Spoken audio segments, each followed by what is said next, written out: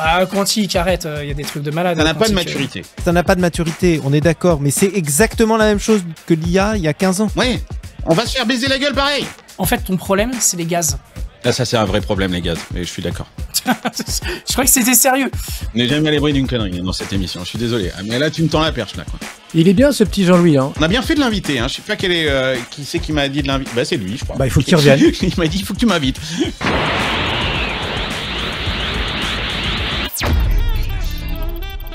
Hola hola amigos, bienvenue dans Silicon Carnet, votre talk show tech picante en direct de San Francisco. Mon nom est Carlos Diaz et je suis le gringo en chef de cette émission.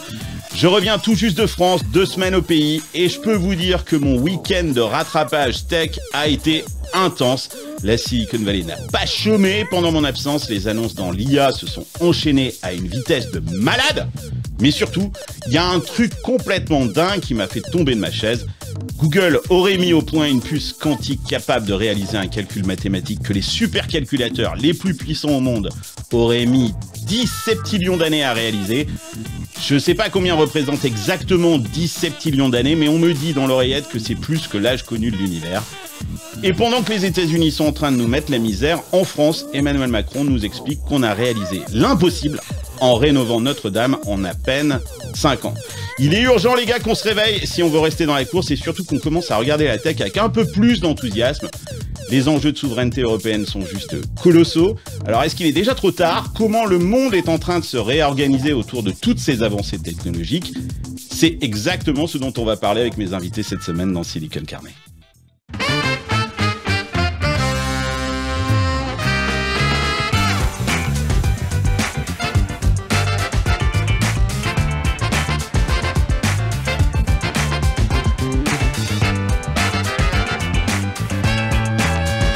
J'ai rien compris.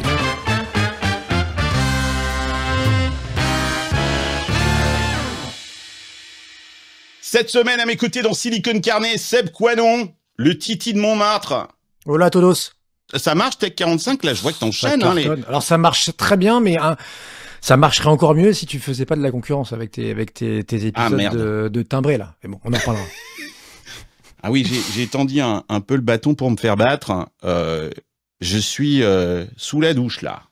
J'en prends plein la gueule, effectivement.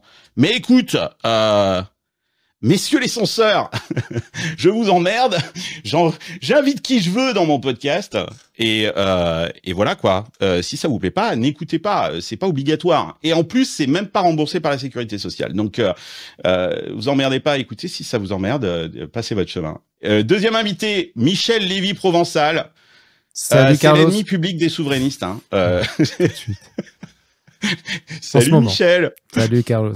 Bienvenue à nouveau dans Silicon Carnet. Tu deviens un habitué, Michel. Bah oui, je suis content. Ouais. Ouais. On te voit aussi beaucoup sur BFM. On va en parler. Tu as fait sensation récemment avec des propos anti-souverainistes. C'est pour ça que je te dis l'ennemi public des souverainistes. Hein. Bon, TED, je vois que tu as repris TED il y a pas longtemps, TED à Paris. Ouais, on fait une prochaine édition le 11 février au Grand cool. Rex. Ouais, 11 février, le Grand Rex, avec un thème qui en jette, puisque cette année, on a choisi de traiter de la question: peut-on jouir dans un monde qui va mal? Ah, ok. Bah, c'est une bonne question. Ouais. Peut-on jouir? C'est vrai que quand le monde s'écroule autour de nous, c'est une vraie bonne question. Donc c'est le 11 février, c'est au le Grand 11 Rex février. comme d'habitude. Voilà, c'est quasiment full. On a 95% des billets qui sont partis. Il en reste quelques-uns, mais on fait pas de vente publique. Donc il faut s'inscrire à notre newsletter et on reçoit régulièrement l'URL pour pouvoir récupérer sa place. Bon, écoute, si je suis de passage à Paris le 11 février, je viendrai. Ah, t'es le bienvenu. Avec grand plaisir. T'es le bienvenu. Vous êtes Merci. le bienvenu d'ailleurs. Line-up surprise toujours, Michel? Toujours. Vous Génial. allez découvrir le jour J'adore. qui parle. Génial, c'est super. Et puis notre troisième invité, c'est la première fois dans Silicon Carnet, Jean-Louis Keguiner. Salut Jean-Louis, c'est le fondateur de Gladia. Bienvenue dans Silicon Carnet. Salut à tous. Merci de m'inviter. Alors on se connaît pas, mais on a échangé ensemble par mail. Je sais que tu es un auditeur de Silicon Carnet. Tu me dis que tu écoutes en podcast. Ouais, c'est ça, à vélo. Que je passe ma vie à vélo entre Rennes et Paris. Donc je fais pas Rennes-Paris, hein, mais je fais le train, le vélo, tout ça. Ouais. Et c'est donc, breton, hein, c'est avec, ça. Keguiner, c'est breton, hein. C'est breton, ça veut dire cuisinier. I'm the cook. Donc, c'est le cuisinier de la tech. Cuisinier de l'IA, je fais chauffer des crêpes sur les GPU. C'est ma spécialité.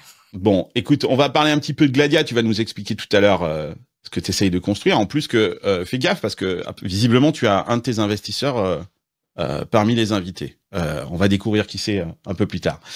Et abonnez-vous à la chaîne YouTube, c'est super important. Pensez à vous abonner, c'est très utile pour l'algorithme, pour nous aider dans l'algorithme de YouTube.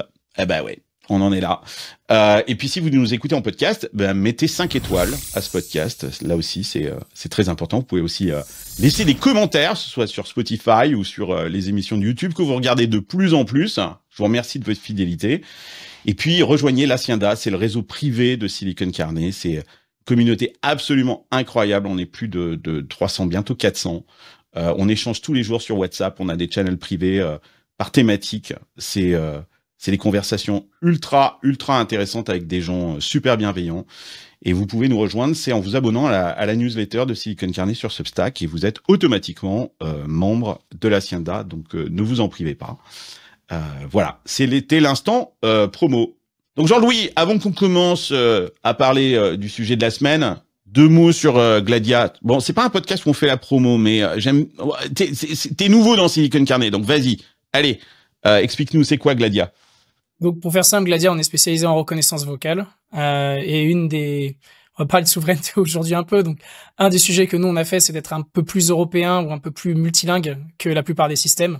Donc on a quand même un avantage en étant européen, c'est que on a tous une LV2 ou quasiment tous on a fait LV2 quand on était au lycée. Tu demandes à un Américain de faire LV2. Bon, LV2 français, ça va être baguette frite. Voilà. Nous, on a quand même fait du LV2 et plus, même quand on était au collège, au lycée. Donc, on sait que nos voisins, ils sont à côté, ils parlent français, espagnol et italien, ce que tu veux. Tu vas en Belgique, ça parle 2 langues, 3 langues. Et donc, nous, on avait ces problèmes-là en tant qu'Européens et avec les sociétés avec lesquelles on bossait. Donc, on a fait ce système-là de reconnaissance vocale qui était extrêmement bien foutu pour plusieurs langues. Donc, changer des langues à la volée, mais aussi être capable de reconnaître des accents tout pourris, comme le mien, par exemple, parce que j'étais reconnu assez mal en anglais à cause de mon accent. Donc, on a travaillé pas mal là-dessus et on a eu pas mal de traction. Aujourd'hui, on couvre plus de 100 langues sur la reconnaissance vocale. On a un taux de détection de langue, pour donner une idée, c'est 99,4%. Donc, on se débrouille plutôt pas trop mal. Ouais, c'était assez challengeant. Et aujourd'hui, on se concentre pas mal sur tout ce qui est call center et tu sais, les assistants de vente et les choses comme ça. Donc, tous les petits meeting recorder qu'on voit dans les systèmes, très souvent ça passe par chez nous. C'est assez sympa. On a beaucoup d'infos. Génial. Ça me fait penser à une anecdote. Quand je suis arrivé aux États-Unis en 2010, j'ai acheté une voiture. Je voulais acheter une voiture américaine. Je me suis acheté une Jeep, un grand Cherokee. Et j'ai été acheter ma bagnole chez le concessionnaire Jeep, qui a très vite compris que j'étais français. Et le jour où je suis allé chercher ma voiture, il m'a dit je vous ai mis le système vocal en français, tu vois, service avant tout, etc. Je suis super, c'est super sympa, etc. Et puis je monte dans la bagnole se met à me parler, mais elle me parle en québécois. Et donc je ne comprenais rien à ce qu'elle me disait. Et moi, pour l'interroger, par exemple, juste pour, tu sais, il y a l'annuaire pour appeler les numéros. Il fallait que je fasse ouvrir bottin. Je pouvais pas dire ouvrir annuaire, il comprenait pas ouvrir annuaire, il fallait dire ouvrir bottin, il fallait que je prenne un accent québécois, c'était absolument infernal.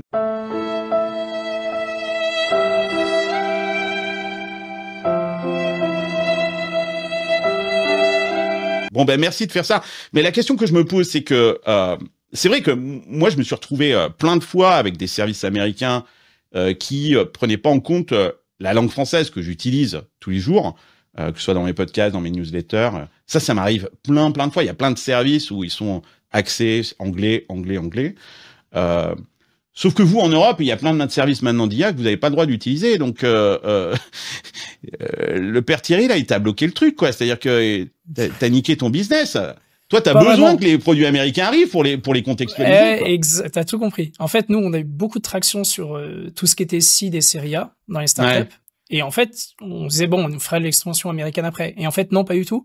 On a eu beaucoup de boîtes extrêmement matures des US qui sont venues vers nous parce qu'en fait, eux, ils cherchent à faire une expansion géographique et le marché naturel pour eux, c'est l'Europe. Donc en fait, quand ils arrivent en Europe, ils se prennent le choc des cultures. Et du coup, ils sont arrivés, ils nous prennent pas mal. Et ça, c'est quelque chose qu'ils peuvent pas comprendre de leur côté. Maintenant, bon, on a besoin qu'ils arrivent. Je suis d'accord avec toi. On reparlera de Thierry Breton. Je sais pas si tu veux faire un détail, mais c'est pas mon ami. Je trouve que la réglementation a été faite n'importe comment. Et un des sujets, je pense, où tout le monde est assez fâché, que ce soit les acteurs techniques ou des acteurs un peu plus dans la recherche fondamentale, c'est que ils ont mis une limite sur la capacité de calcul avant même qu'on ait atteint ces sujets-là. Donc, on peut se dire que tout va bien se passer, mais moi, je pense que ça va mal se passer. Il y a 3 manières dont ça peut se passer. La première, c'est on devient le tiers-monde de l'IA. C'est pas souhaitable, on est d'accord. La deuxième, c'est que ça fera comme d'habitude. On bloquera tout en interne. Il y aura du lobbying massif des Américains au bon moment quand ils seront bien matures. Et on se fera défoncer. Ou la troisième, c'est toutes les technos qu'on a en Europe. Tout le monde va flipper la boîte et partir au Delaware parce que tu paieras pas d'impôts, parce que moins d'impôts, tu vas être moins emmerdé, t'as moins de problèmes à la revente, t'as de la liquidité sur le marché public, t'as un marché interne qui est monstrueux. Bon, et en plus, t'as pas de réglementation, pourquoi tu t'emmerderais? Et tu dis qu'au pire, les réglementations, elles sauteront, parce que Microsoft, Google et compagnie feront tout ce qu'il faut pour les faire sauter en Europe. Et puis, au bout d'un moment, l'Europe tiendra plus et elle lâchera. Comme ils l'ont fait sur le pétrole avec l'électrique sur les bagnoles. Quand il y a un lobbying fort, t'inquiète pas qu'ils savent très bien le faire sauter. Donc, je pense que c'est comme ça que ça va se passer. Et malheureusement, quand t'es au milieu du bouillon, et que t'as pas de thunes et que t'as pas de lobbying, c'est un petit peu dur de s'en sortir. Donc voilà, faut trouver une solution. L'émission est terminée, il a tout dit, les gars. Non, j'ai juste parlé d'IA. Attends, il y a plein d'autres trucs. C'est fini. Bon, rendez-vous la semaine prochaine pour un nouvel épisode de Silicon Carnet. Hasta luego, amigos! Qui veut du travail? Pas moi, je suis bien au soleil. J'attends qu'il pleuve de l'oseille dans mon T2 à Dubaï. Cette semaine, donc, qui veut du travail? Une opportunité unique et ça se passe dans l'univers de la AdTech.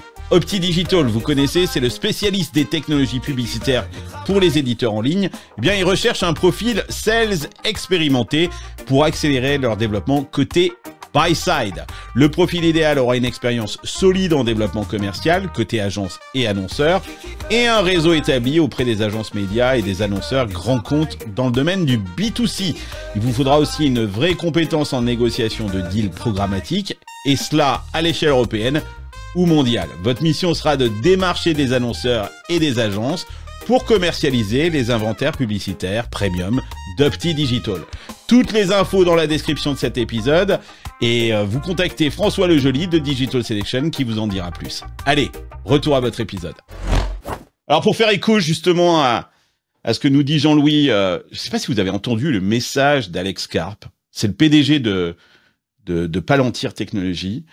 Il parlait récemment au Reagan National Defense Forum, où il a expliqué en gros que les États-Unis étaient les seuls en tête dans la révolution de l'IA. En gros, les Américains sont les seuls à innover, c'est ce qu'il dit. Il dit qu'on devrait parler de la révolution américaine de l'IA. Il a souligné que toutes les grandes entreprises de ce secteur avaient leur siège aux États-Unis. Je vous propose de l'écouter et j'aimerais avoir votre réaction sur ces propos qui font un petit peu froid dans le dos de Alex Karp, le PDG de Palantir. I would say one thing that gets somewhat lost in these results is America is in the very beginning of a revolution that we own, the AI revolution. And we own it. It should basically be called the US AI revolution. Every single relevant company in the world is in this country. The second tier of those companies are in this country. The JV of these companies are in this country. There is no other place to do technology really at scale besides America right now. You know, Europe is basically decided to regulate its basically anemic and non-existent tech scene out of production. All those people want to come to America. The American tech community is booming. And so behind all of this is a macro backdrop of, you know, this is actually a revolution. It's very hard to see now because it's kind of the beginning innings and a lot of these large language models incorrectly applied are just science projects. Seb, ça t'inspire quoi? Écoute, c'est désolant, mais il a raison. Enfin, à ce stade, les US depuis 20-30 ans lidaient l'informatique, puis le cloud, aujourd'hui l'IA, et donc avec tout ça, aujourd'hui, ils sont au top du top. Et donc, tu charries souvent l'Europe et la France en particulier, mais tu pourrais charrier le reste du monde hors US. peut-être la Chine mise à part, et là je suis moins expert, mais apparemment ils sont pas totalement hors course quand même. Mais c'est vrai que oui, l'IA est américaine aujourd'hui. On regarde non pas le train passé, mais on a des moyens qui sont sans commune mesure. Et d'ailleurs Palantir lui-même, tu vois, on en parlait un petit peu moins depuis quelques temps. Et puis la boîte est repartie, je crois, pleine balle cette année. Quand tu regardes le cours de bourse, il a dû faire là je monte le cours de bourse, x3, là, x4, c'est juste hallucinant. dinguerie, quoi. Ouais, Voilà. ouais. Donc il est au milieu de tout ça, ça se passe très bien pour eux. C'est qui? C'est Peter Thiel, c'est ça, qui avait co-créé ça aussi. Il est à l'origine de ce projet. Trump, voilà. Donc encore une fois, moi je vais laisser parler Michel et Jean-Louis là-dessus, mais malheureusement sur ce constat clinique fin 2024, quand on enregistre ça, on peut pas lui donner tort. Mais moi, je charrie l'Europe parce que je pense que l'Europe a quand même une carte à jouer. C'est ça qui m'emmerde. Je vais pas aller charrier la Colombie parce que je suis pas certain que la Colombie puisse faire quoi que ce soit dans le domaine. Mais moi, je continue de penser qu'il y a un truc à faire. C'est pour ça que souvent, je me fais la mouche du coche et j'essaye de réveiller un petit peu. Alors, je sais qu'il y a des gens qui sont réveillés. Hein. Il y a Yann Lechel, par exemple, le CEO de Probable, dans la conversation que j'avais sur ce sujet-là sur LinkedIn, qui le dit. Il dit, on est tous au courant ici du décalage, on essaie de se battre sur le terrain, voilà. Et lui, il dit que une des raisons de ce décalage, c'est qu'on essaye de copier le playbook américain. Il dit mièvrement. C'est ça, à ton avis, le problème, Michel ? Moi, je pense qu'on a énormément de problèmes en réalité. On a laissé passer un train il y a 10 ou 15 ans pour plein de raisons. D'abord, on n'avait pas vraiment de stratégie numérique commune en Europe. On a un problème d'intégration quand même en Europe, entre les différents pays. On a vu... Quand tu dis intégration, explique. D'intégration, c'est-à-dire que chacun suit son couloir. Je te donne un exemple. C'est pas forcément le numérique, mais dans le domaine militaire. Tu te rappelles de l'épisode des Allemands qui ont plutôt choisi le F-35 plutôt que l'Eurofighter. Voilà, typiquement sur l'énergie c'est pareil, on a choisi le nucléaire, les Allemands donc on a un problème de stratégie commune globale et forcément numérique. On a un problème évident de vision, c'est-à-dire qu'on est extrêmement court-termiste, probablement parce que beaucoup de nos politiciens sont des énarques, sont des Sciences Po et beaucoup moins des ingénieurs. Alors c'est un peu moins le cas en Allemagne, mais c'est clairement le cas en France. On a un problème de sous-investissement évident par rapport, ne serait-ce que sur l'IA, il suffit de voir les investissements R&D du public, du privé versus nous. Alors je parle même pas du privé en Europe, mais ne serait-ce que si on compare même avec le public, on est sur un facteur minimum 10. On a un problème de bureaucratie toxique. Je souligne un article, un papier excellent de Tariq Krim il n'y a pas si longtemps sur le numérique de connivence et comment en France on a créé des sortes d'écosystèmes complètement fermés, avec des financements complètement fermés dans un milieu fermé. On parle de connivence, c'est évident.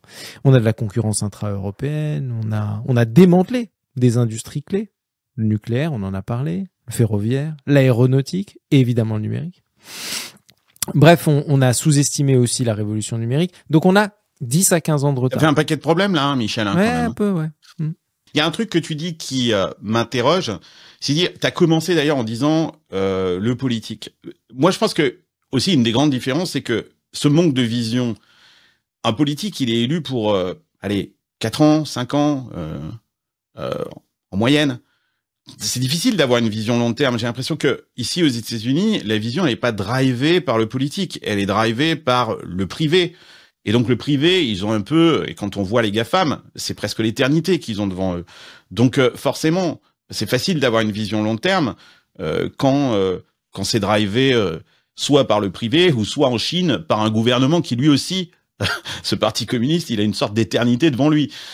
Donc, je pense qu'on est aussi victime de notre modèle démocratique, qui est un modèle où il y a un remplacement régulier du pouvoir politique. Qu'est-ce que t'en penses, Jean-Louis ? Je suis 100% aligné. Il y a 3 plaques qui s'affrontent, comme tu l'as dit. Il y a le capital d'un côté, c'est la partie US. Il y a les individus de l'autre. En Europe, qui gouvernent. Tu peux dire ce que tu veux, tu peux essayer de passer des lois. En fait, on est des Gaulois, on va descendre dans la rue. Donc, tu vas pas me dire que c'est les politiques qui décident, ce sont les individus. Tu n'auras pas ça aux États-Unis, tu n'auras pas ça en Chine. Et en Chine, c'est l'État qui décide. Donc la question, moi je dis souvent cette phrase-là, c'est 1 divisé par le nombre, la puissance de frappe, c'est 1 divisé par le nombre de personnes qui décident. Donc en Chine, c'est 1 sur 1, ton impact.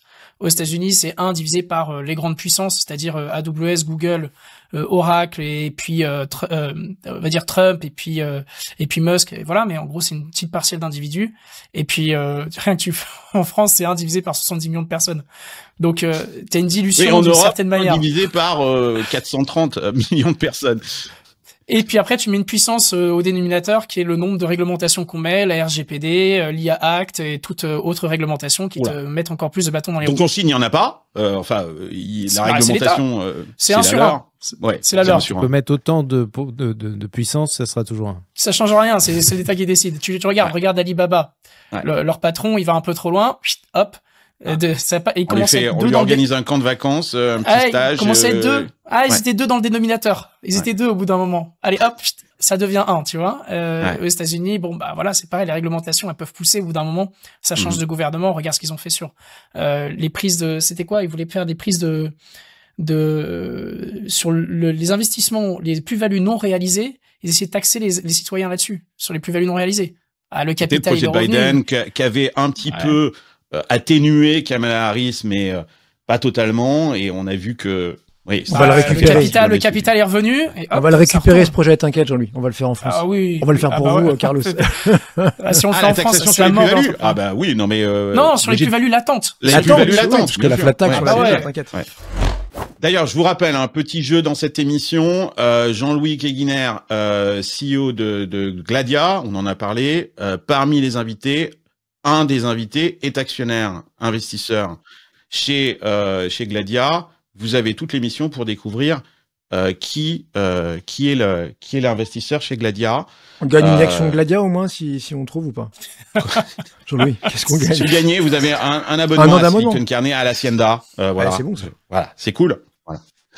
Voilà. Sébastien, c'est vachement intéressant ce qu'il dit là, Jean-Louis, parce que ça permet une lecture vachement finalement pratique et simple entre ces 3 plaques, la Chine, les États-Unis drivés par quelques entreprises et quelques intérêts privés, la Chine drivée par le Parti communiste, et nous drivés par toutes nos particularités, toutes nos individualités. C'est un constat très juste, évidemment, que je partage, et même moi, ce que j'aime, c'est toi de voir que tu mets un petit peu d'eau dans ta Bud, là, dans ta bière.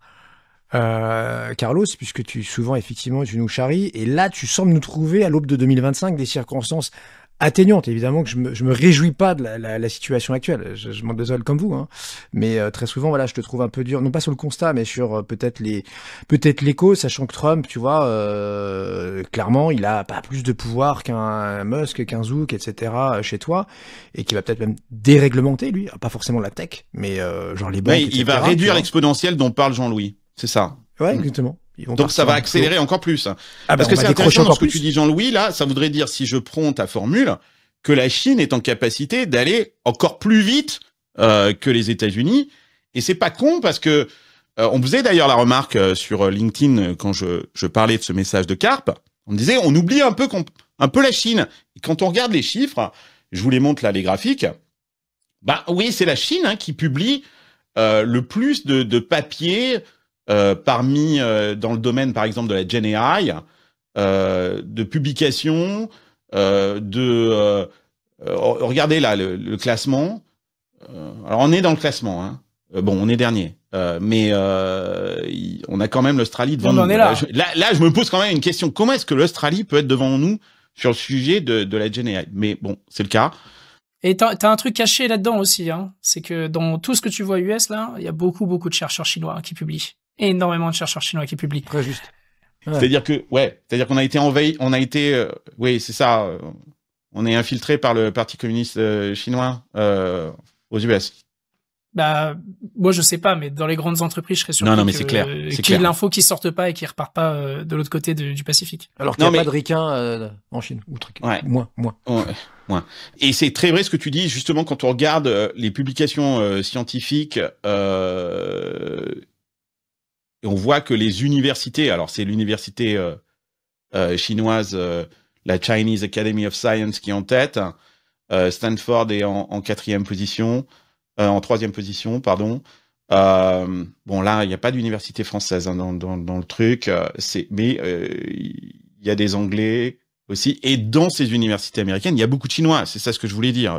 À Stanford, à Berkeley, il y a beaucoup, effectivement, d'étudiants étrangers là-dedans. Donc peut-être qu'effectivement, dans ces papiers, il y a aussi... Ouais, non, mais d'abord, je trouve brillante cette analyse qui est un peu la loi de Metcalfe appliquée à la gouvernance. Et c'est vrai que on a un vrai problème de gouvernance, ce que j'essayais de dire. Alors après, sur l'idée que la Chine aurait infiltré les universités américaines, ça, je pense pas. Je pense qu'en effet, il y a évidemment une immigration de talents aux États-Unis, pas que de Chinois d'ailleurs, beaucoup d'Indiens aussi. D'Indiens, ouais. Notamment dans le monde de la tech et dans le monde de l'IA. C'est la force des États-Unis, cette capacité d'intégration, cette capacité d'attirer en réalité des talents qu'on a perdu en France, soyons clairs. On n'est pas aujourd'hui capable de rivaliser. Il aurait fallu peut-être comparer non pas la France, mais peut-être l'Europe, cette fois-ci, au continent américain ou au continent chinois. Donc, bon, voilà, on est malheureusement désolé. Il faudrait s'interroger, mais je pense qu'on va le faire, sur ce qu'on peut faire en tant qu'Européens. Bien évidemment qu'on va le faire, mon Michel. Plutôt que de passer notre temps à nous lamenter. Absolument. Mais il faut qu'on commence par le constat. Donc, on est sur le constat. Réaction. J'ai été très surpris de cette déclaration d'Eric Schmidt que je pensais être tout d'un coup une sorte d'allié de l'Europe et de la France en particulier, qu'il a particulièrement bien traité ces dernières années. Je vous lis la déclaration ici d'Eric Schmidt. Il y aura une énorme course entre l'Occident et la Chine. L'Europe est un endroit merveilleux. Ça veut dire j'adore manger dans vos restaurants et vous vous habillez très très bien. Mais elle perdra la bataille de l'intelligence artificielle. La raison en est que vos mesures réglementaires sont antérieures à toute découverte. Donc en gros, on réglemente avant d'innover. D'ailleurs, on ne sait plus trop ce qu'on réglemente. Et en outre, vous ne disposez pas d'une infrastructure de capital suffisante. Vous l'avez dit. Et il dit un truc, je sais que ça vous a fait réagir, et les prix de l'énergie sont élevés, vous prendrez les modèles développés ailleurs et vous les adapterez. Ça, c'est ce que dit Eric Schmidt. Merci Eric. Vous êtes d'accord, pas d'accord? Il y a des choses qui me choquent là-dedans. Je vais laisser Michel et Jean-Luc peut-être sur l'énergie, entre autres, s'ils veulent. Mais c'est pas tellement étonnant. Enfin, tu vois, il fait de la politique maintenant. Il vient tous les 6 mois peut-être en France. Il a mis, je crois, 100 bâtons, enfin 100 millions dans QTAI, tu sais, avec Rodolphe Salé de CMA-CGM et puis Xavier Niel, en grande pompe, donc il y a quelques mois à Station F. C'est un centre de recherche, QTAI. Donc lui, il a dû mettre peut-être 50, 100 millions. Bon, c'est pas avec ça, effectivement, qu'on fera la diff. Posons la question là, Seb. Pourquoi est-ce qu'il fait ça? C'est-à-dire que le mec, il met 50 à 100 patates, je crois qu'il a mis, dans QTAI, et ensuite, il te fait une déclaration en disant... C'était avant les réglementations. Il a mis la thune avant les réglementations. C'est pas une surprise. Dès qu'elles sont arrivées, les réglementations, il s'est fait avoir. De QTAI, il l'a dit direct que c'était un problème. Et il avait directement pointé du doigt notre grand ami Thierry Breton. Ouais. Oui. Qu'est-ce qui devient Thierry là d'ailleurs? Est-ce qu'on a des nouvelles de Thierry? Parce que je le vois beaucoup sur les plateaux de télé. Il y a beaucoup en France. Il est pas en Bretagne. Il est pas en Bretagne. Oui. et il a changé. Je sais pas si vous avez vu. C'est très drôle. Il a mis sur son profil LinkedIn entrepreneur. Ah bon? Ouais. Ça a été. Donc peut-être le rappeler chez Atos. Comme ça va mal. Vous avez vu l'action Atos? Des 0, ça vaut 0. C'est des altcoins en fait, Altos. Oui, c'est ça, c'est un meme coin. Altos est devenu un meme coin. Ils vont pas tarder à faire une ICO. Sur l'énergie, une réaction. Michel, je sais que là-dessus, non, mais sur l'énergie, il a raison et en même temps, on a raté le coche aussi, malheureusement. C'est-à-dire que sur le nucléaire... Il dit que les prix de l'énergie sont élevés, c'est vrai? En France, on a une chance extraordinaire. Ils sont taxés, surtout. On a une chance extraordinaire, c'est qu'on a une filière nucléaire, heureusement, qui nous sauve. Malheureusement, on l'a progressivement détricoté. Bon, l'Allemagne l'a complètement tué, mais c'est un fleuron, encore une fois, on a laissé filer. On aurait pu devenir les numéros 1 du nucléaire et des nouvelles générations de nucléaire, hein, les SMR, tout ce qui aujourd'hui est déployé aux États-Unis, en Chine et d'ailleurs. déployés par des acteurs privés. Quand les acteurs, les GAFA commencent, parce qu'ils ont besoin massivement d'énergie pour entraîner leurs IA et pour faire de l'inférence, vont mettre en place des réacteurs nucléaires, ils vont mettre en place des réacteurs de nouvelle génération sur lesquels on était positionné depuis des années. Et c'est pas nous qui avons récupéré cette manne. C'est quand même de la folie, quoi. Donc, à chaque fois, on peut revenir à l'histoire du Minitel, mais à chaque fois, on a des pépites et puis on ne transforme pas. Bon, voilà. Donc, faudrait se demander ce que faisait Thierry Breton à l'époque du Minitel. À mon avis, il était pas très loin quand même. Game, c'est ma folie. 25 jeux différents. Du hasard, de l'intelligence. Il était là. Ah ouais. Jean-Louis sur l'énergie. Ouais, je suis complètement aligné avec Michel. C'est quand même catastrophique. C'est-à-dire qu'on était au bon endroit, au bon moment, avec tout ce qu'il fallait. Mais même, on peut revenir à l'IA. Yann Lequin, il est français. Il a fait le début de ses études en France. Il est parti ensuite à l'étranger. Je veux dire, c'est pas la première fois. C'est pas ça qui est grave, hein. Non, c'est comment est-ce qu'on arrive à avoir un écosystème qui garde ces gens-là? Les chercheurs, on les paye mal. Quand tu démarres une boîte, t'as pas de liquidité pour la sortie. Donc en général, ça calme assez rapidement les ambitions. T'as pas de liquidité pour faire grandir ta boîte ou très peu. T'as quelques fonds, mais t'arrives vite à la série B et ça devient compliqué. Il y a un problème systémique. Donc l'énergie, avant, elle était intéressante, elle était pas chère. C'est pour ça que les Allemands nous ont se sont fait un plaisir de le défoncer pour être plus compétitifs que nous, parce qu'on a des taxes bien plus élevées qu'eux. Et ça a été démontré. Tu peux aller école de guerre économique, tu vas regarder, ils ont fait un rapport là-dessus. Donc il y a des guerres, c'est exactement ce que disait Michel, il n'y a pas de coordination, il n'y a pas de gouvernance, on se tape on se bat entre nous, quoi. On se bat entre nous, mais on regarde pas le peloton de tête en essayant d'y aller, on se met des bâtons dans les roues dans le peloton, et puis résultat, on va finir derrière, quoi. Et la Chine, eux ont continué, ils ont avancé, et puis maintenant ils sont en train de rattraper le peloton de tête, quoi. Donc c'est quand même triste de voir toutes les innovations qui partent. Il y en a une autre, là, tu vois, ASML, tu vois, photolithographie, ça se passe très bien, Pays-Bas, super boîte, incroyable. Incroyable. Bon, là, incroyable. Qu'est-ce qu'on va faire avec ça? Ouais. Qu'est-ce qu'on va faire? Est-ce que ça va Non, mais moi, je le rester, dis, je sais pas. on fait des trucs incroyables en Europe. Ouais. Alors, en France, le quantum, pas grand-chose. Le quantique, ouais. Mais non, ASML, le quantique. comme tu le dis. Il y a quoi? Ah, quantique, arrête, il y a des trucs de malade. Il y a des trucs de non, mais fou, ça n'a pas encore. Non, mais ça n'a pas de maturité, on est d'accord. Mais c'est exactement la même chose que l'IA il y a 15 ans. C'est-à-dire qu'il y a 15 ans, les mecs qui faisaient de l'IA étaient des Pékins. D'ailleurs, Yann Lequin le disait, hein, c'était l'hiver complet, personne n'écoutait ce qu'il racontait. On est aujourd'hui, quand on parle de quantique, les gens se disent, non, attendez, il y en a pour 30 ans, 40 ans, laissez tomber, on est à la ramasse. Mais non, c'est maintenant qu'il faut mettre le paquet sur le quantique. On a une avance extraordinaire. Et c'est maintenant qu'il faut le faire. BecBD a eu ce génie de créer un fonds sur le quantique. C'est le seul. Il faut aider ce mec. C'est quand même hallucinant qu'on parle pas plus positivement du quantique en France et en Europe, et que l'Europe investisse pas sur la France, en l'occurrence sur le quantique. Désolé, je suis un peu passionné, mais c'est un sujet qui m'énerve.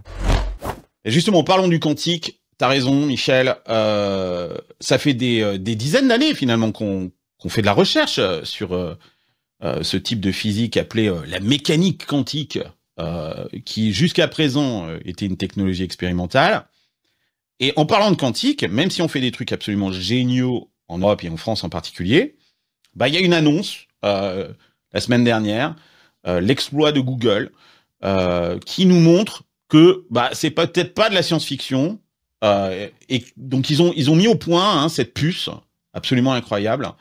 Alors je sais pas, moi et ça aussi c'est peut-être aussi une des raisons pourquoi est-ce qu'on se met pas plus derrière, c'est que c'est dur à comprendre le quantique. Il y a quelqu'un là qui peut nous expliquer c'est quoi le quantique, comment ça marche?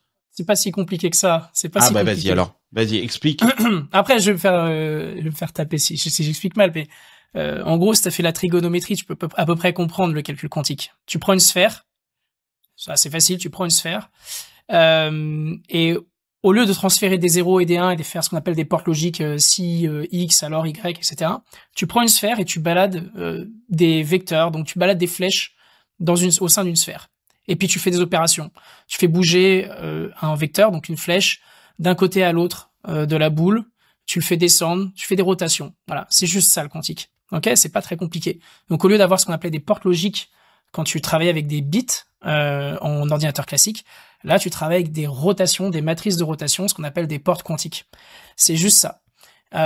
Et maintenant, il y a ça dépasse le 1 et le 0, parce que les bits, en Exactement. fait, c'est des 1 et des 0, donc on a deux types de chiffres, deux types de nombres. Exactement. Et là, le quantique et cette sphère, c'est une sorte de mise en dimension de ce système de bits.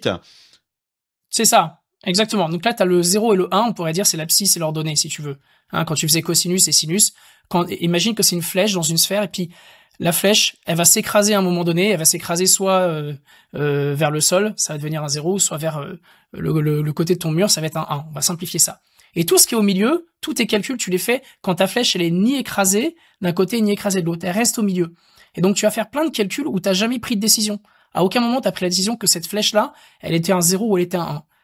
Donc, tu fais tout un sort d'opérations, tu peux faire plein de rotations, choses comme ça. Et à un moment donné, tu vas dire, maintenant, je veux le résultat. Et c'est là que les flèches vont s'écraser. On va calculer l'équivalent d'un cosinus. Ok? On va écraser la flèche. Mais la flèche, quand on écrase une flèche, on va regarder l'angle. L'angle, il est jamais 0. C'est-à-dire que ça va jamais valoir 1 ou 0. Ça va valoir une valeur entre 0 et 1. Et donc ça va nous donner une probabilité. On va faire tourner ça plein de fois. Plein de fois, on va faire la même opération et plein de fois, on va écraser la flèche pour voir l'angle qu'elle avait, et on va voir parfois 0,63, 0,62, 0,61. Et donc ça ouvre des dimensions absolument incroyables. Bah oui, parce que tu fais des calculs probabilistes. Qui sont beaucoup plus fins. Ouais. C'est probabiliste. Donc à aucun moment tu as pris 0 ou 1. Donc si tu penses à un chemin et que tu dis bah au prochain je peux prendre à droite, je peux aller devant ou je peux prendre à gauche. Ouais. Puis à celui d'après, je vais aller à droite ou devant ou à gauche. À aucun moment j'ai décidé de prendre à droite ou à gauche. J'ai juste une probabilité d'aller à droite, probabilité d'aller tout droit, une probabilité d'aller à gauche. Puis à tous les carrefours suivants, je refais la probabilité que j'aille à droite, au milieu ou à gauche. Mais à aucun moment donné, je n'ai pris la décision. J'ai juste changé l'angle à chaque fois, l'angle de probabilité. Et à la fin, quand j'ai fait 50 chemins différents en parallèle, ça c'est l'autre truc, le parallélisme, là, je vais écraser l'angle et je vais dire, bah d'après toutes les simulations que j'ai faites et toutes les probabilités sans jamais prendre de décision, le chemin le mieux, c'est le chemin numéro A ou le chemin numéro B. Donc en fait, tu peux faire quelque chose qui est incroyable, et c'est ça le principe même du calcul quantique. Tu peux faire ce qu'on appelle de l'optimisation globale. Donc t'es plus en train de regarder comment j'optimise une petite portion de mon image, mais je peux optimiser l'image au global, puisqu'à aucun moment donné je n'ai pris de décision. Donc j'arrive à avoir la global picture. Donc ça c'est. Je pense que là on a tous compris, hein, c'est très très clair. Non, je déconne. C'est relativement facile. Si, c'est ça dépasse mon intelligence. J'ai l'habitude de préparer des gens pour exprimer des idées super complexes, par exemple à TED. Et là, franchement, en 2 minutes, Jean-Louis, j'ai jamais eu une explication aussi claire du quantique. Franchement. C'est vrai. Mais il faut que tu ailles à TED. Il faut que tu l'invites, alors. Il faut qu'il fasse un TED. Hyper clair. D'habitude, on dit toujours, non, mais en fait, le quantique, c'est pas 0 ou 1, c'est plein de possibilités. Sauf que, là, tu nous as expliqué la simultanéité, le parallélisme, et donc la globalité de la simulation. Bon, bref. Là, je vu Carlos, il lui rend hommage. Moi, je pense que c'est lui l'investisseur. Oui, j'allais dire ça. J'étais en train de me poser la question si t'étais pas investisseur dans Gladia, toi. Mais, je sais pas. Il y a encore beaucoup d'erreurs, hein, dans cette histoire. Hein. Alors, voilà. Il y a un effet d'annonce, là, de Google. Mais les scientifiques qui disent, que c'est pas encore réglé. Tous les problèmes sont pas encore réglés, qu'on va pas l'utiliser demain. Mais en tout cas, on a l'impression que on voit un peu la lumière au bout du tunnel, c'est ça. Ouais, et puis ils ont fait quelque chose d'extraordinaire. En tout cas, c'est ce qu'ils claiment. Enfin, le claim, c'est que quand je vous expliquais la petite flèche qui se balade dans la bulle, en fait, ce qui se passe, c'est qu'avec le temps, ta flèche, donc ça s'appelle l'état de superposition, vous entendrez parler de superposition, la flèche, on va dire qu'elle est à 45 degrés. Avec le temps, elle s'écrase, la flèche. C'est-à-dire qu'elle reste en suspension qu'un certain temps. Ok ? Parce que c'est physique, en fait. Parce que c'est physique. C'est physique, voilà. Ouais. Voilà, c'est ça, l'état se détériore à travers le temps, donc ce qu'on appelle des erreurs de calcul. Okay. Et ce qu'a montré Google à travers sa puce-là, c'est qu'ils ont augmenté le nombre de qubits, donc ils ont augmenté le nombre de puces de calcul, enfin d'éléments au sein de la puce de calcul, mais ils ont démontré que ces erreurs-là, ce que nous on avait l'habitude, c'est que plus tu augmentes le nombre de qubits, plus l'erreur augmente. Et là, ils ont démontré l'inverse. Ils ont dit que plus tu augmentes le nombre de qubits, plus l'erreur elle baisse. Et ça, c'est vraiment la grosse nouveauté de ce papier. Parce que nous, tout ce qu'on pensait, c'est plus tu scales, plus tu auras besoin de qubits que tu vas utiliser pour corriger ton erreur. C'est-à-dire que tu utilises tes mêmes systèmes de calcul pour corriger tes erreurs à travers le temps. Mais plus tu fais des corrections d'erreurs, plus tu mets du temps à calculer, plus ta flèche elle s'écrase. Donc plus elle s'écrase, plus tu as besoin de calculer de correction d'erreurs. Donc en fait, tu avais un système qui se prenait un peu les pieds dans le tapis. Là, ils ont démontré le contraire. Donc si ça se trouve, on a vraiment changé quelque chose. Cependant, Google a quand même l'habitude de faire des annonces qui sont de la bullshit. Donc on va faire attention quand même à ce qu'ils disent, mais d'après le papier, ça a l'air quand même d'être assez sérieux. Et là encore, on est passé à ça, hein, Carlos. Hein. Rappelle-toi, ça fait 10-15 ans que les bulles, les supercalculateurs, etc. Travaillent là-dessus, quoi. Mais bon, voilà, ça sera peut-être pas pour nous, a priori. Mais plus sérieusement, Wall Street s'excite. C'est un peu le next big thing, tu sais, après Nvidia. Ils se demandent, tiens, si c'est 2025, ça va pas être là-dessus. Alors Google, c'est vrai que ça frémit un petit peu. Puis t'as des toutes petites boîtes, IonQ. Il faut acheter quoi, là, alors? Il y a IonQ qui a pris 200% cette année. Peut-être les vieux comme IBM, Intel peuvent venir dans la course, mais surtout IonQ, ouais, j'ai entendu parler de ça depuis quelques mois et la valeur, elle a pris 200% cette année. C'est tout petit, hein, mais ils sont à fond là-dessus. Ils ont fait eux-mêmes une acquisition stratégique, donc faut suivre. Mais a priori, tu vois, ils cherchent le truc d'après parce qu'Nvidia on a quand même bien tiré dessus. Il y a Broadcom qui s'excite un petit peu, mais je pense pas qu'il soit dans le quantique. Donc à suivre. Bah, en fait, ce qui va se passer là, c'est que tu as à peu près une dizaine de technos qui se battent en parallèle. On sait pas laquelle va gagner. Tu parles d'IonQ, c'est les ions. Il y en a qui font du laser. Tu vois, par exemple, Candela. Tu as un certain nombre de technos. Il y en a d'autres qui travaillent sur le carbone, comme C12 en France. Donc, tu as pas mal de boîtes. Donc, il y a personne qui gagne. Ce qui est sûr, c'est qu'il va y avoir des énormes acquisitions. Ça, c'est certain. Et nous, moi, ce que je voyais dans le domaine à l'époque où je bossais dedans, Microsoft est à la ramasse complète. AWS, c'est trop tard. Ils veulent pas mettre dedans. Ils sont en train d'explorer toutes les technos. Ils font des partenaires partout. Quand ce sera le bon moment, ils feront leur truc. Google a misé sur une techno, mais le problème, c'est que s'il y a 10 technos, on ne sait pas laquelle va gagner et il y a trop d'investissements à mettre pour miser sur un cheval. Donc, à part Google qui tient la route, les autres, ils ont plutôt tendance à se mettre en arrière en disant on va regarder les startups, brûler le cash, on rachètera s'il faut, mais aujourd'hui, on n'est pas prêt à investir comme des malades. Sur ces 10 technos en parallèle, c'est beaucoup trop risqué. Oui, et puis ils ont l'IA de l'autre côté qui consomme aussi qui consomme à mort. De pognon. Ouais. Oracle, c'est 100 milliards, hein, 100 milliards que met Oracle. Il le et met en sur parlant l'IA de conso, Jean-Louis, l'énergie est encore une question clé là-dedans ou ça n'a rien à voir? Sur quoi? Sur le quantique? Ouais. Est-ce qu'on a? Alors en fait, c'est assez marrant. Pas tant que ça, mais Non. Par contre, le plus gros, là, c'est drôle parce que le problème est plutôt le côté, c'est le refroidissement. Dans l'article, il parlait de 400 degrés Kelvin ou un truc comme ça. Enfin, 400, c'est moins de 0 degrés Kelvin. Ouais, c'est degrés Kelvin, je crois, un truc comme ça. Mais en fait, ton problème, c'est les gaz. T'as besoin de gaz pour réduire la température. Ça, c'est un vrai problème, les gaz. étages. Et je suis d'accord. Et en fait, on n'a pas les gaz qu'il faut. Je crois que On a c'était un sérieux. Non, mais c'est le piment, c'est ça. N'est jamais les C'est bruits les d'une haricots. connerie dans cette émission. Je suis Non, désolé. mais- Mais là, tu me tends la perche, là, quoi. Donc, On n'a pas de souveraineté sur les gaz. Tu vois, c'est le next big thing, Michel. On n'a pas de souveraineté sur les gaz. On a besoin des gaz avec des isotopes particuliers. Et malheureusement, on n'en a aucun ici. T'en as en Russie, t'en as aux États-Unis, t'en as un peu en Chine. Mais en fait, le problème, c'est que t'en as aussi au Sénat avec Caramba. Hergé, hein. Pardon. il va pas s'arrêter, hein. Bah, en tout cas, on a des gros sujets là-dessus. Et même si on arrive à avoir une industrie incroyable sur le quantique, la question c'est est-ce que les Américains vont pas dire que c'est une industrie stratégique à la défense et qu'ils empêcheront l'exportation des gaz, ça va te faire rire encore, et qu'on n'arrivera pas à faire tourner nos calculateurs quantiques parce qu'une machine à charbon ou du pétrole, tu peux faire tourner ta centrale. Si t'as pas le gaz, t'as pas le gaz. Et à un moment donné, voilà, ça devient physique. Donc, je sais pas comment ça va se passer dans les 15-20 prochaines années, mais il faudra peut-être qu'on se réveille aussi. Mais justement, en parlant de se réveiller, Michel, t'as lancé un pavé dans la mare. T'étais confortablement installé à côté de Cédric Ingrand. D'ailleurs, je le salue. Ça fait longtemps que je l'ai pas vu, Cédric. Et là, alors là, je sais pas qu'est-ce qui t'a pris. On t'écoute là. On revient tout de suite. Tu parlais de souveraineté.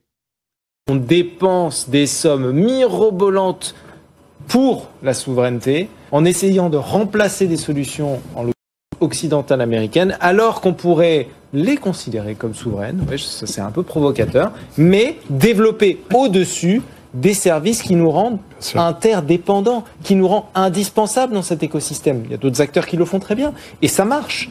Pourquoi on passe notre temps à essayer de dépenser de l'argent qu'on n'a pas pour essayer de remplacer des briques qu'on pourrait utiliser? En gros, c'est parti d'une histoire, c'est déjà il y a 2 semaines, suite à Microsoft qui a gagné l'appel d'offres là pour le cloud de santé en France. Et les gens commençaient à s'exciter en disant le Conseil d'État a validé le truc, c'est pas bon pour la souveraineté. Je disais mais attendez, la souveraineté c'est ce qui nous fout dedans depuis des années. C'est-à-dire qu'on essaie de dépenser du cash qu'on n'a pas sur des technos qu'on ne maîtrise pas et surtout ce cash et cette énergie qu'on devrait dépenser non pas à essayer de rattraper les Américains, par exemple, mais à faire ce qu'on fait très bien sur la base de techno américaines qu'on intégrerait, nous rendrait finalement indispensable dans l'écosystème.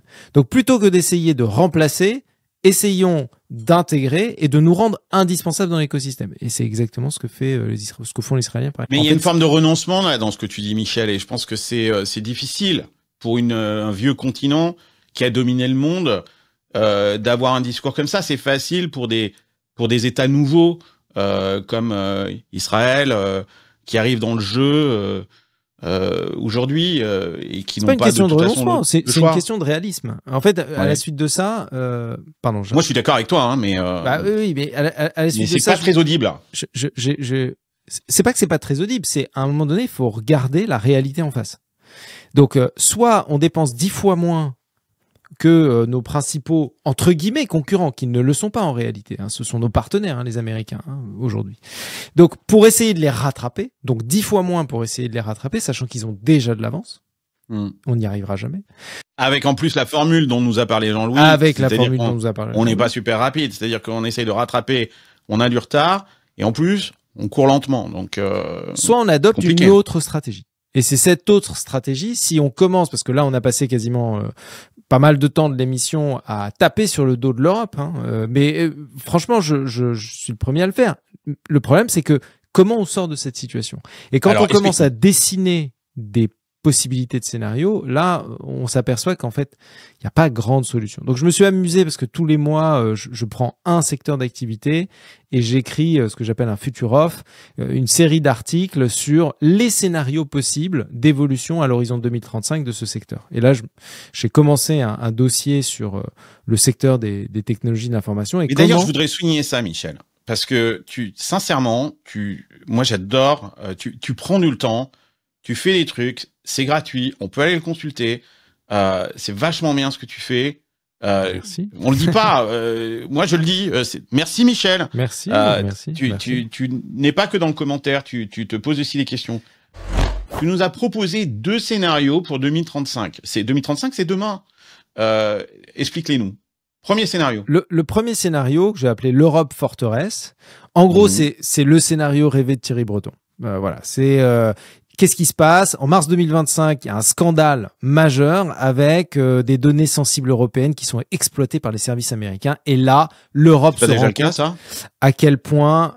oui, c'est déjà le cas, mais il n'y a pas eu ce scandale, en fait, qui est ressorti. On l'a pas encore dit. Donc, l'idée, c'est de se dire, voilà, il y a des secrets stratégiques d'Airbus, de Total, de plusieurs laboratoires pharmaceutiques qui sont récupérés par les Américains. Et là, l'Europe...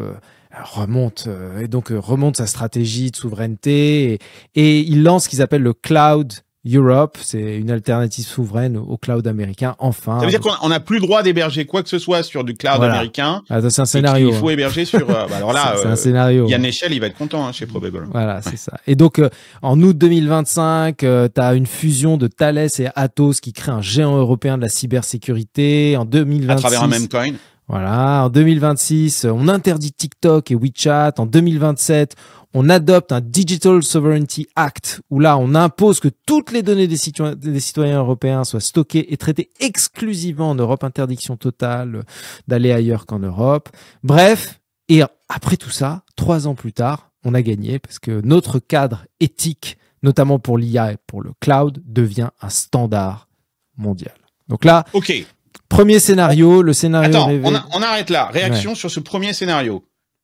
Il tient la route, ce scénario. C'est un scénario ultra souverainiste qui implique une sorte de prise de conscience et aussi un courage politique et qui dit stop.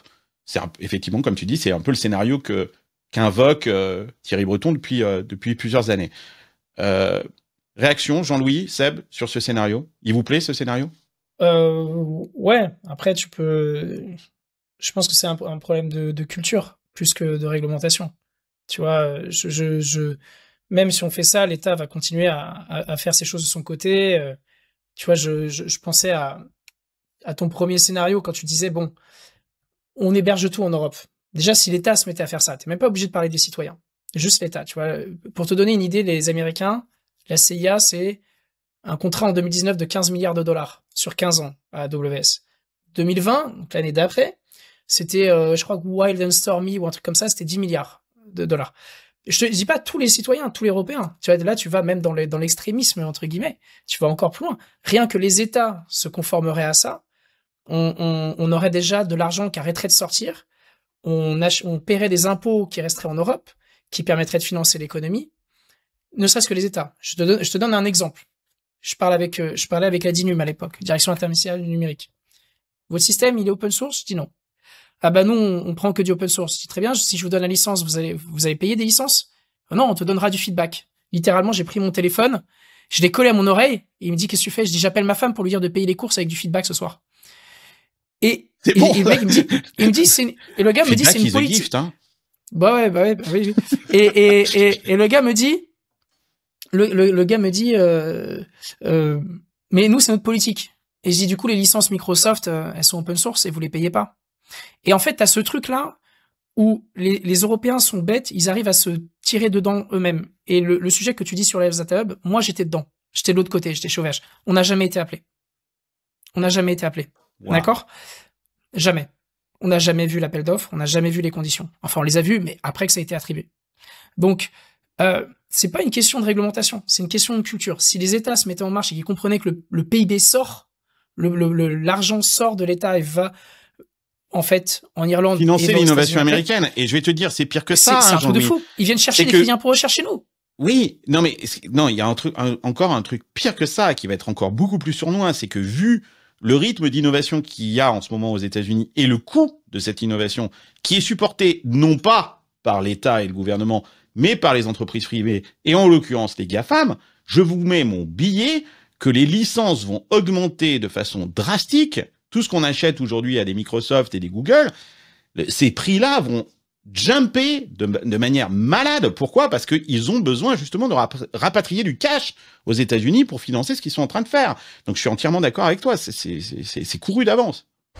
Deuxième scénario, Michel. Deuxième scénario, c'est qu'on est en mars 2025. Alors ce second scénario, je dirai le titre à la fin, mais on est en mars 2025 et là on se rend compte que en réalité Microsoft, OpenAI lance une nouvelle version, on va dire, de ChatGPT ou en tout cas d'un modèle qui est réellement très très très proche de l'AGI. Et donc il y a une onde de choc massive parce que ce modèle ne sort pas en Europe, hein. Comme on commence à le voir d'ailleurs. Là, on voit que à cause de la réglementation, ouais. À cause de la réglementation. Et là, les entreprises européennes sont freinées, elles perdent en compétitivité. Le reste du monde, en fait, l'adopte. Et là, on baisse en compétitivité et on est littéralement en 6 mois. On est touché de plein fouet par cette transformation. En novembre 2025, on renégocie les traités. Et on a un nouveau Digital Alliance Treaty qui permet à la France, à l'Europe, avec un nouvel accord historique, à devenir des partenaires des États-Unis au titre de cet accord, qui fait que toutes les technos américaines sont considérées par les Européens comme souveraines. En contrepartie d'investissements massifs des Américains pour développer nos industries. Et là, 1 an plus tard, Microsoft a investi 50 milliards d'euros dans l'IA médicale en France. En 2028, on simplifie de manière drastique la réglementation des données en Europe et de l'usage de l'IA.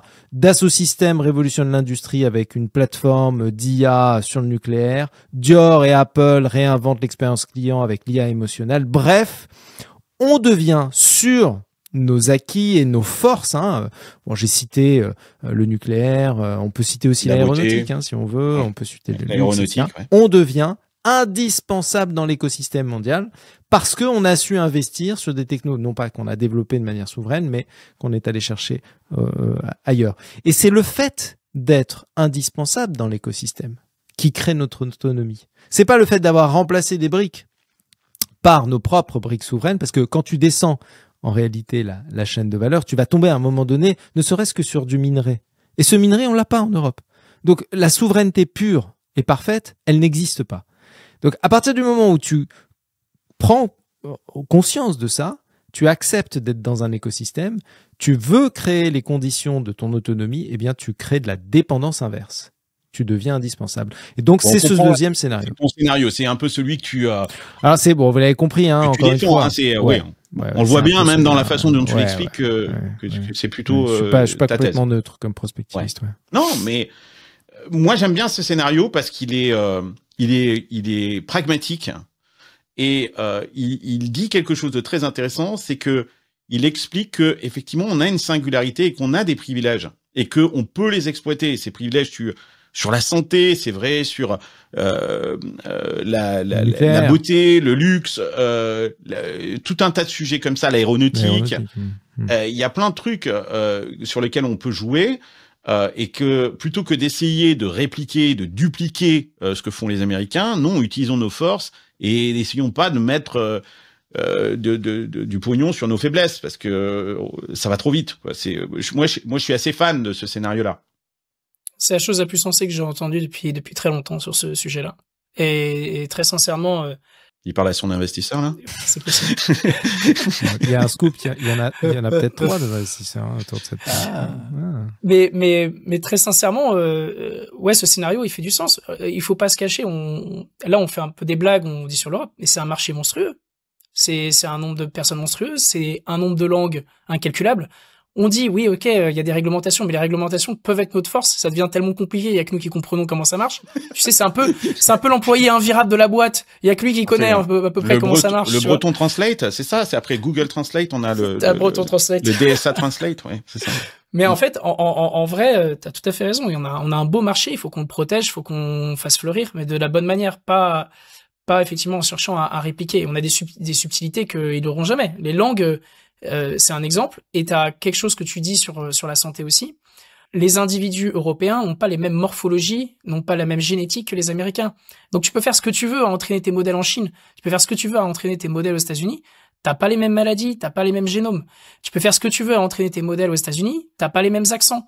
Tu peux faire ce que tu veux à entraîner sur je sais pas, des réglementations, tu n'as pas les dynamiques de réglementation qu'on a. Donc en fait, il y a des choses qui sont propres à nous, et ce qui est cool, c'est que la Gen AI, justement, c'est la dernière étape vers l'intelligence humaine. Donc, c'est la chose qui se rapproche le plus de notre naturel. Et donc, c'est la chose que tu peux le moins coder ou le moins faire de ton côté. C'est la chose qui est la plus proche de l'humain. Donc, c'est la gestion des langues, des choses comme ça. Donc, au final, c'est peut-être le moment où se réveiller et faire ce lien entre la techno et l'être qu'on est, dans le fond, en tant qu'Européen, en tant qu'individu. Où là, on peut gagner. Parce que du coup, la puissance, ce qu'on disait, le dénominateur devient un nominateur dans ce cas-là. Ta spécificité devient ta force. Ouais, ça devient un multiplicateur. Sébastien. Il est bien ce petit Jean-Louis, hein. Et puis moi j'achète le scénario. Je sais pas quel est. Il faut qu'il revienne.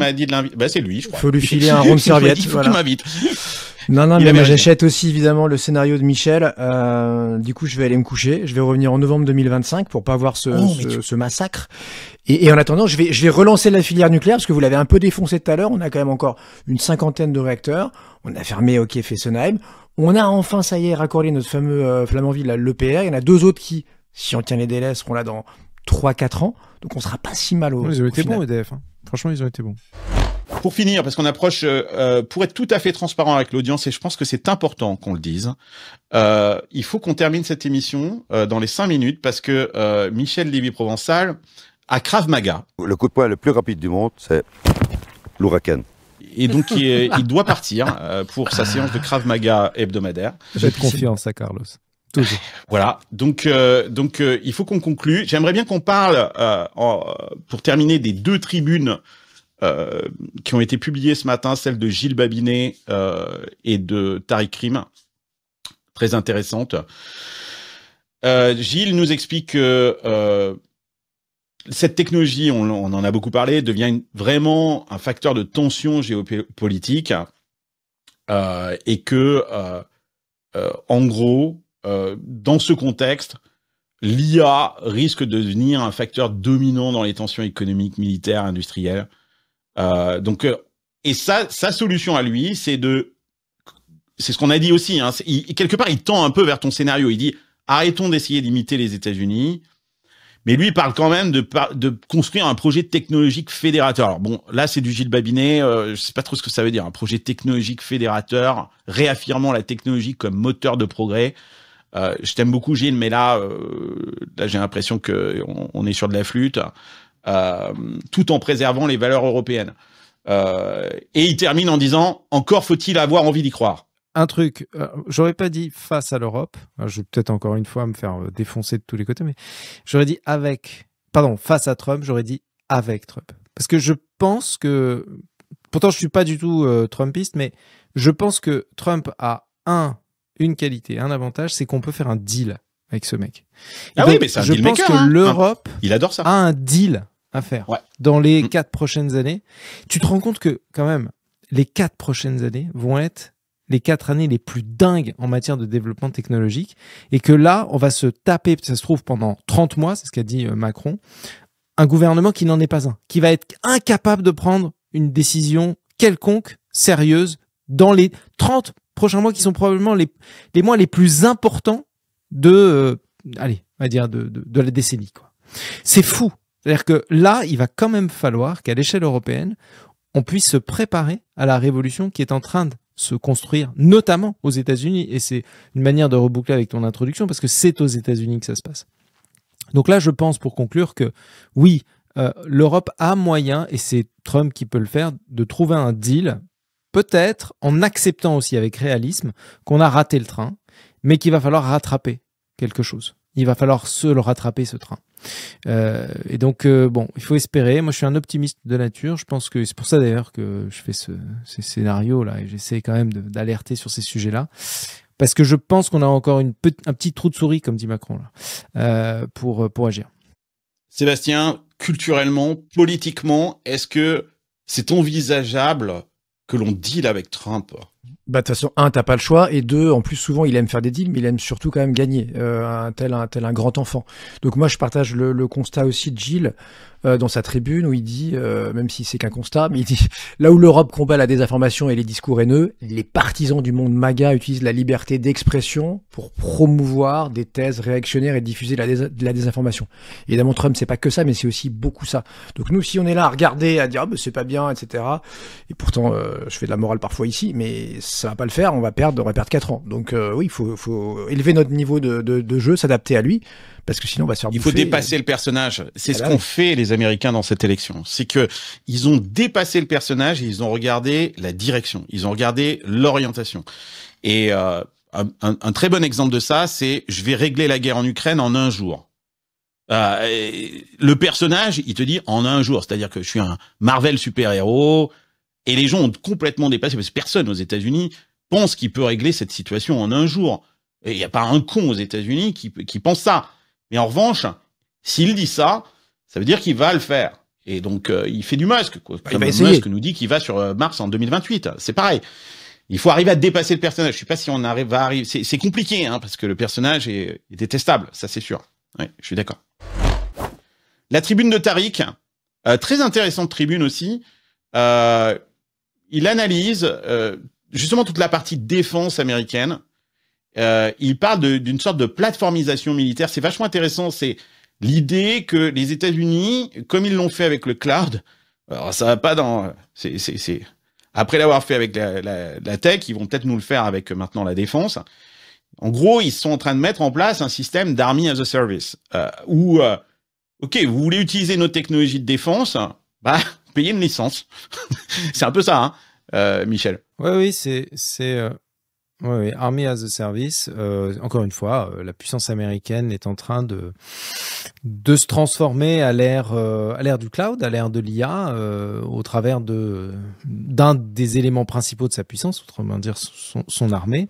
Je pense que notre stratégie, on pourrait aller aussi sur la question de la stratégie militaire en fait de l'Europe. Est-ce qu'il faut développer notre propre armée? Est-ce qu'il faut au contraire réintégrer de manière encore plus massive l'OTAN? Ça, c'est un autre sujet, mais en tout cas, les États-Unis, je ne sais pas si Trump continuera à être aussi investi dans l'OTAN. Il a annoncé peut-être le contraire, mais en tout cas, il se prépare à être la puissance militaire de la prochaine décennie en faisant ce qu'ils font. Oui, ça c'est clair. Est-ce qu'ils veulent pas juste remplacer l'OTAN? C'est-à-dire que moi, comme l'a dit Jean-Louis, je sais plus si c'est toi, Jean-Louis. Non, c'est peut-être Michel qui disait ça. C'est un deal maker. Donc Trump, il voit tout le pognon qui part à l'OTAN.